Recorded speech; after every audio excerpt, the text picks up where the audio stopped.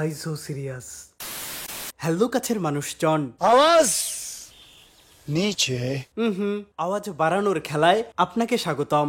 Cinema বানাতে কত টাকা লাগে তুমি জানো? 1-1.5 কোটি। 2-4 কোটি। আচ্ছা ধরে নিলাম এটা হলো সিনেমা নির্মাণের বাজেট। মার্কেটিং এর জন্য বাজেট কত? আমার কাছে আছে 2 টাকা। এইটা কোনো কথা? প্রোডাকশন কোম্পানির সিনেমা হোক বা স্বাধীন সিনেমা হোক, সবার টার্গেট একটাই, মানুষ সিনেমা দেখবে, জনগণের কাছে সিনেমাটা পৌঁছাবে, আর এই জন্য প্রয়োজন প্রমোশন। একদম। কিন্তু হতাশার হলেও সত্যি, আমাদের বহুত সিনেমা শুধু বানানোর মাঝেই সীমাবদ্ধ। মার্কেটিং নিয়ে বিশেষ প্ল্যান থাকে না, প্রপার প্রচারণা করে না, ফলাফল বিন্দু মাত্র হাইপ তৈরি করতে পারে না। সিনেমা কোন দিক দিয়ে রিলিজ হয় আর কোন দিক দিয়ে হল থেকে নেমে যায় পাবলিক জানেই না। আমি তো জানিই না। নায়িকা আপনি, আমি নিজেও জানি না। এদিকে নায়কের কণ্ঠে ঝরে হতাশা। প্রচারণা নিয়ে একদম মানে এক্সট্রিম লেভেলের হতাশ। আহারে, আমাদের সিনেমা এখন কিছুটা লাইনে উঠেছে। যাত্রা অব্যাহত রাখতে প্রয়োজন কোয়ালিটি সিনেমা, এর সাথে বিশেষ গুরুত্ব পাওয়া উচিত প্রচারণা। আজ নজর দিব সিনেমা মার্কেটিং এ, পাশাপাশি উদাহরণে আসবে অদ্ভুত কিছু প্রমোশন। তো আজাইরা ইন্ট্রো গল্প বাদ দিয়ে ভিডিও শুরু করা যাক। বলা হয়ে থাকে একটি সিনেমার প্রমোশন বাজেট সিনেমার প্রোডাকশন বাজেটের 1/3 হওয়া উচিত। তার মানে সিনেমার প্রোডাকশন বাজেট যদি হয় 3 কোটি টাকা, তাহলে প্রমোশনে রাখা উচিত 1 কোটি টাকা। এত টাকা? এটা তো ন্যূনতম। হলিউডে মুভি মার্কেটিং এ এভারেজে 50% খরচ করে, কিছু ক্ষেত্রে সেটা কয়েক গুণ হয়ে যায়। যেমন ধরেন বারবি।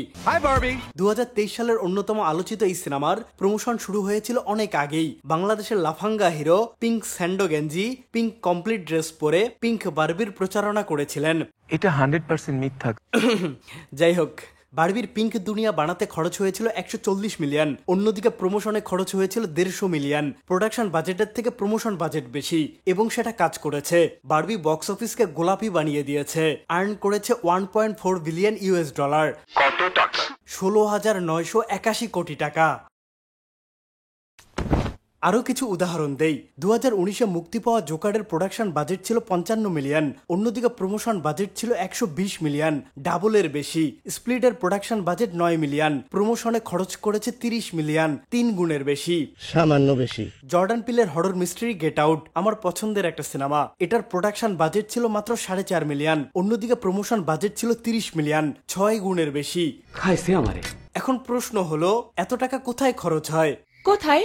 বহুত জায়গা আছে, শুধু অ্যাডের স্পেস গুলো কিনতে হবে। রাজকুমার সিনেমায় কফি আপার পিছনে ওই দেখেন অপেনহাইমার। এই চাপকানোর জন্য মশলা দরকার, যার শেষে থাকতে হবে আর পোস্টার, টিজার, ট্রেলার। এগুলো গুরুত্বপূর্ণ মার্কেটিং টুলস যা সিনেমার হাইপ বাড়িয়ে দিতে পারে। যেমন ধরেন তুফানের টিজ, দুর্দান্ত এই ভিজুয়াল সিনেমার হাইপ তুলেছে, আর ট্রেলারে মানুষকে সিনেমা হলে এনেছে। অন্যদিকে টিজার ট্রেলার বিহীন রাজকুমার ভালো সিনেমা হয়েও সুবিধা করতে পারেনি, বাস তৈরি করতে পারেনি, কেননা জিনিস নাই। আছে। টিজারের কথা বলছেন? হ্যাঁ। ও আচ্ছা, সিনেমা মুক্তির প্রায় 1 মাস পর এসেছে টিজার। জিনিয়াস। লাইনে আসি। এই টুলগুলো প্রমোট করার বড় মাধ্যম সোশ্যাল মিডিয়া। লাগে উড়াধুরা মারাত্মক সাড়া ফেলেছে, এরপরে স্পন্সর করে আরো মানুষের কাছে পৌঁছানোর চেষ্টা করেছে।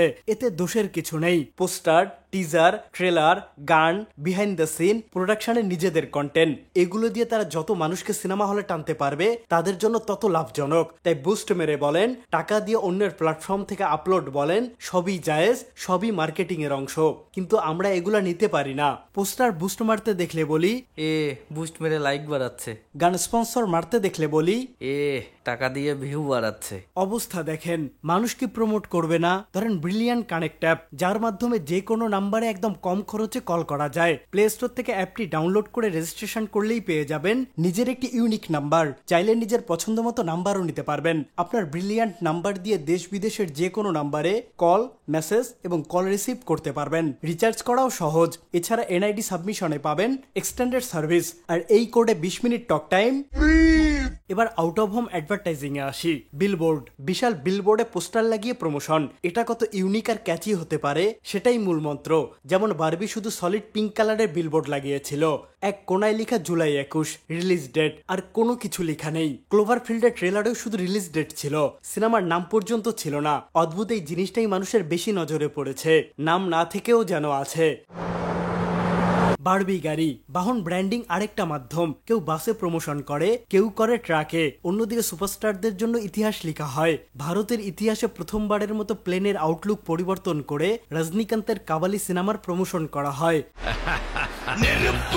বাহন থেকে বেঞ্চে নজর দেই। পাবলিক স্টপেজ গুলোকে সবচেয়ে ভালো কাজে লাগিয়েছিল ডিস্ট্রিক্ট 9। 2009 সালে মুক্তি পাওয়া এই সাইফাই সিনেমায় দেখা যায় দুনিয়ায় চলে এসেছে এক গাদা এলিয়েন। তাই পাবলিক স্টপেজ গুলোতে নিশ্চিত করা হয় for humans only. Bus bench for humans only. Bus stop for humans only. Restrooms for humans only. এগুলোর কোথাও কিন্তু সিনেমার নাম নেই। এদিকে কাজের কাজ হয়ে গেছে। পোস্টার দেখে মানুষের চোখ আটকে গেছে। ছোট্ট সিনেমা বাজেটে 7 গুণ বিজনেস করেছে। এলিয়েন ক্রস থেকে দেশি ক্রসে আসি। নিষিদ্ধ নারী। এই সিনেমায় মুনমুন আপু নারীয়া ছিলেন। প্লাস সিনেমা ছিল অশ্লীল। সেটার কম্বিনেশনেই পোস্টার বানানো হয়। অশ্লীলতার কোনো সংজ্ঞা নেই, নগ্নতাই অশ্লীলতা নয়। নিষিদ্ধ নারী, কি অদ্ভুত।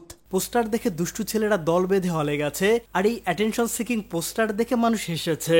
আমি আপনাদের সেই ছোট্ট দিঘি কি মনে পড়েছে? না। মনে পড়েছে দুনিয়ার সবচেয়ে বড় পোস্টার বাহুবলীর কথা। 18টা টেনিস কোর্টের সমান ছিল। এদিকে ইন্টারন্যাশনাল রিলিজে অনেকে আলাদা কৌশল অবলম্বন করে। এটার গ্রেট উদাহরণ -1।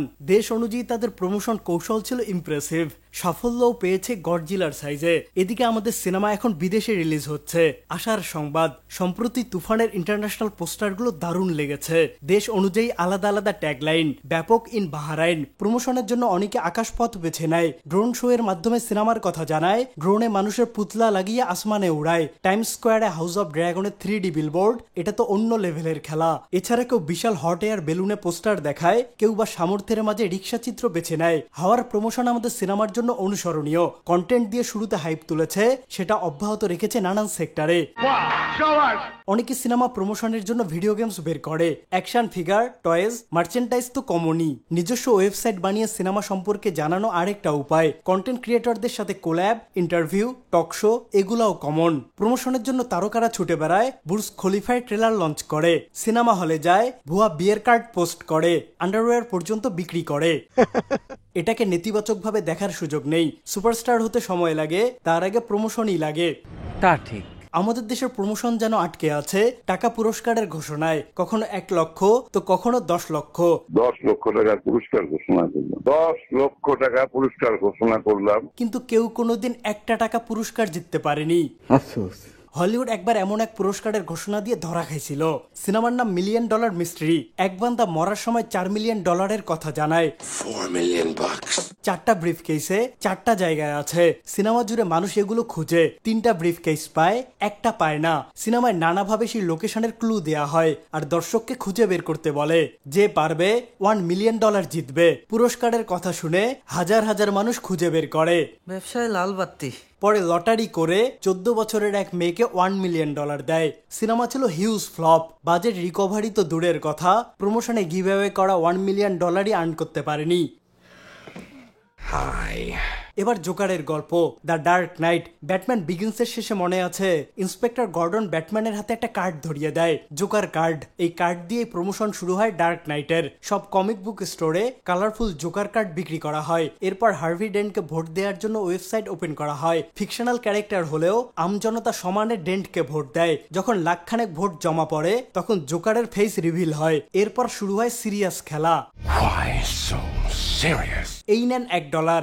11,000টা $1 জোকারের ফেস এঁকে নিচে হোয়াই সো সিরিয়াস লিখে সুপারমার্কেট গুলোতে চেঞ্জের সাথে ডিস্ট্রিবিউট করা হয়। এই ঘটনা ছড়িয়ে পড়ে। এরপর আমজনতা নিজেরাই জোকার ডলার বানানো শুরু করে। প্রমোশন হয়ে যায় অটো।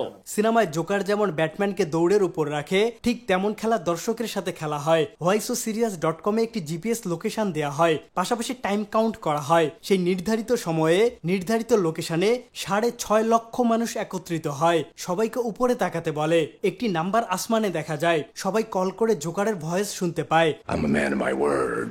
জোকার সবাইকে তার মতো মেকআপ করে আরেকটা লোকেশনে আসতে বলে। রাস্তায় লাখ লাখ জোকার জড়ো হয়। If you're good at something, never do it for free. ফ্রিতে হিউজ প্রমোশন করে ফেলেছে। এমন বড় সিনেমা বলেন কিংবা ছোট সিনেমা বলেন, প্রমোশন অত্যাবশ্যক। কিন্তু আমাদের ইন্ডাস্ট্রিতে প্রমোশনকে তেমন গুরুত্ব দেওয়া হয় না, কারণ বাজেট একটু কম। বাজেট ছাড়াও কিন্তু নিজেদের কন্টেন্ট দিয়ে প্রমোশন করা যায়, কিন্তু সেটাও ঠিকঠাক করে না। টিজার দিলে ট্রেলার দেয় না, ট্রেলার দিলে আবার টিজার দেয় না। অন্যান্য ক্রিয়েটিভ কন্টেন্টের কথা তো বাদই দিলাম। বাদ দাও, বাজেট কম। বাজেট কম একটা সিনেমার উদাহরণ দিয়ে ভিডিওটা শেষ করি। প্রেম আলু মাত্র 4 কোটি টাকার মালায়ালাম এই সিনেমা বিশ্বব্যাপী 170 কোটি টাকার ব্যবসা করেছে। প্রমোশনের জন্য তাদের একদমই বাজেট ছিল না, তো তারা কি করেছে, প্রোডাকশন চ্যানেলে এখন পর্যন্ত 24টা কন্টেন্ট আপলোড করেছে, সব তাদের ওন মিডিয়া। এগুলোতে ট্রেলারের হাইপ বজায় ছিল, লং রানে কাজে লেগেছে, সিনেমা ব্লকবাস্টারের লিস্টে ঢুকে গেছে। আমাদের সিনেমার পরিসর বাড়াতে প্রমোশনের বিকল্প নেই। মুক্তির আগে কোনো মতে প্রমোশন না করে লম্বা প্ল্যানিং নিয়ে সবাই মাঠে নামবে, তেমনটাই প্রত্যাশা। ইয়েস। তো আজ এই পর্যন্তই। ভিডিও ভালো লাগলে সামাজিক কাজে লেগে পড়ুন। আর একটা গোপন কথা, $1 মিলিয়ন মিস্ট্রি সিনেমার চতুর্থ ব্রিফকেসটা লুকানো ছিল স্ট্যাচু অব লিবার্টির নাকে। বাবা রাকিব আমায় ডাকে। আচ্ছা যাও। খুব শীঘ্রই দেখা হবে নতুন ভিডিওতে। If you're good at something, never do it for free.